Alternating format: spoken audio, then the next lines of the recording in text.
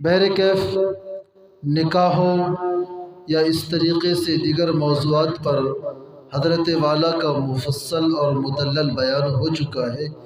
میں ایک دو باتیں آپ حضرات کے گوشے گزار کر دوں۔ ایک تو نکاح کے تعلق سے کہ نکاح کا فارمولہ، نکاح ایک ایسا عمل مذہب اسلام نے ہمیں اور آپ کو عطا فرمایا ہے جو اس روئے زمین کا سب سے خوبصورت طریقہ ہے۔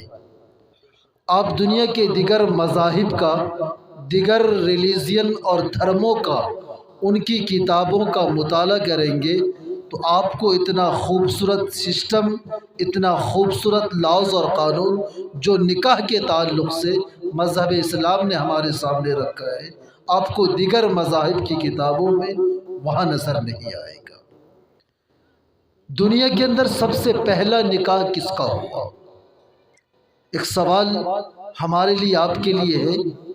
اللہ تبارک و تعالیٰ نے دنیا کا پہلا فرد بشر حضرت آدم علیہ السلام اور آپ کی بائیں پسلی سے پیدا ہونے والی ہم سب کی اماں حضرت حوا علیہ السلام، ان دونوں کا نکاح جو جنت میں اللہ تبارک و تعالیٰ نے فرمایا، ایجاب و قبول کے بعد جو دین مہر مقرر کیا گیا تھا، جب آپ کا نکاح ہو گیا تو حضرت آدم علیہ السلام سے حکم ہوا کہ آپ مہر دین پیش کریں، تبھی یہ آپ کے لیے مکمل طور پر حلال ہو۔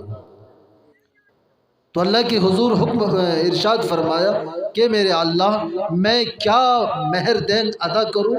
تو چنانچہ حکم ہوا کہ آپ عرش کے نیچے آپ نے کچھ دیکھا ہوگا، وہاں لکھا ہوا تھا لا الہ الا اللہ محمد الرسول اللہ۔ تو وہ آخری نبی جو آنے والے ہیں، جو دنیا کے سب سے افضل ترین شخصیت ہیں، آپ کو ان کے اوپر درود پڑھنا ہے۔ چنانچہ وہ درود آپ کے لیے مہر مقرر ہوا۔ تو یہ دنیا کا پہلا نکاح جو حضرت آدم علیہ السلام کا اماں حوا علیہ السلام کے ساتھ جنت میں ہوا۔ اسلام نے یہ فارمولہ اتنا خوبصورت بتایا ہے، فرمایا کہ جس شخص نے نکاح کو کر لیا، نکاح اپنا مکمل کر لیا، اس نے اپنے آدھے ایمان کو مکمل کر لیا۔ حدیث پاک کے الفاظ اس طور پر ہے کہ من تزوج فقد استکمل نصف الایمان، کہ جس شخص نے نکاح کر لیا اس نے اپنے آدھے ایمان کو مکمل کر لیا۔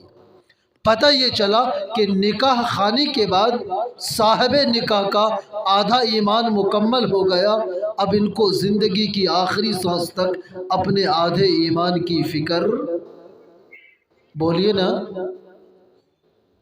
نہیں آ رہی سمجھ میں۔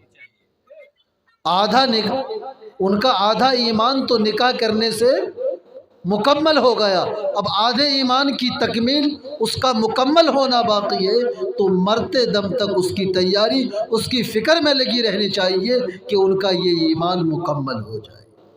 ساتھیوں اور بزرگوں، یہ نکاح والا عمل اللہ تعالیٰ نے ہمارے لیے ایک عبادت قرار دیا ہے۔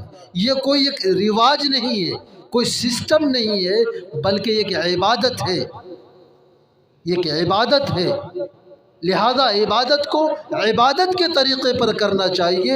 رسم و رواج یا غلط چیزوں کو اس میں شامل کر جو چیز عبادت اور اچھی عبادت تھی، اس کو ہم نے ایسے اعمال کے ذریعے سے جو اعمال فواحش میں شمار ہوتے ہیں، بے حیائی کے شمار ہوتے ہیں، ہم ایسی چیزوں کو شامل کر کے اس اچھی عبادت کو خراب نہ کریں۔ دوسری چیز اسی نکاح کے تعلق سے کہ صاحب نکاح جس کا نکاح ہو رہا ہے، اس کو نکاح کے مسائل کے تعلق سے، نکاح کے معاملات کے تعلق سے باخبر ہونا چاہیے۔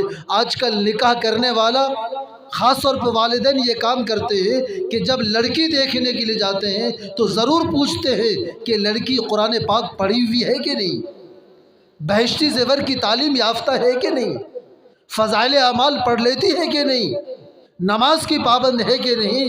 لیکن کبھی اس چیز کو تلاش نہیں کیا جاتا کہ لڑکا قرآن پڑھا ہوا ہے کہ نہیں، نکاح کے مسائل کو جانتا ہے کہ نہیں، نماز کے مسائل کو جانتا ہے کہ نہیں۔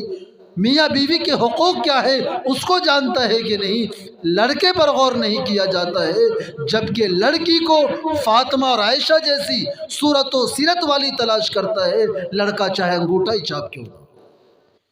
اسی لیے ہمیں اس بات پر بھی غور کرنا چاہیے، ہم اگر لڑکیوں میں خوبی تلاش کرتے ہیں تو ہمارے اندر ہمارے لڑکوں میں بھی خوبیاں ہونا چاہیے، اور اس کے لیے ہے کہ دینی تعلیم سے آراستہ ہوں، دونوں آراستہ ہوں۔ جب دونوں دینی تعلیم سے آراستہ ہوں گے، شوہر بیوی کے حقوق کو سمجھے گی، بیوی شوہر کے حقوق کو سمجھے گی، شوہر بیوی کے حقوق کو سمجھے گا، والدین ایک دوسرے کے حقوق کو سمجھیں گے، تو یاد رکھیے گا گھر کا ماحول اچھا بنے گا،